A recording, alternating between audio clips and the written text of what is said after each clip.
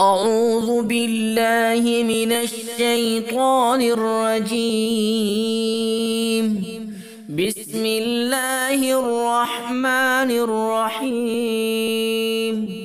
وقال الذين كفروا لا تسمعوا لهذا القرآن والغوا فيه لعلكم تغلبون.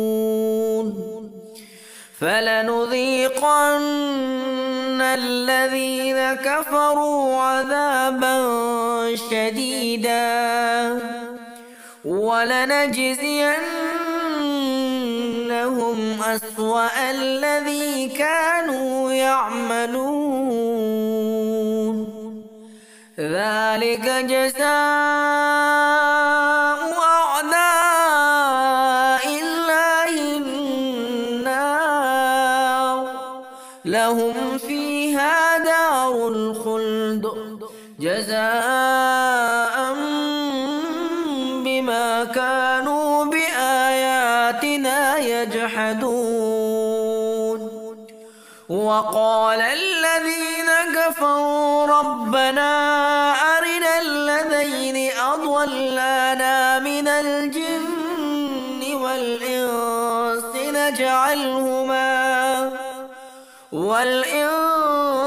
نجعلهما تحت أقدامنا ليكونا من الأسفلين.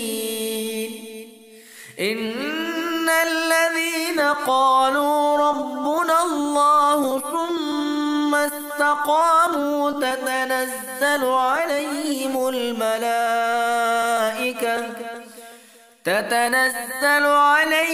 الملائكة ألا تخافوا ولا تحزنوا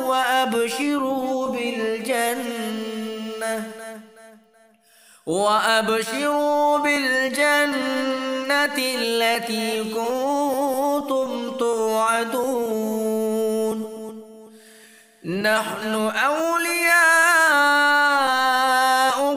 في الحياة الدنيا وفي الآخرة ولكم فيها ما تشتهي أنفسكم ولكم فيها ما تدعون.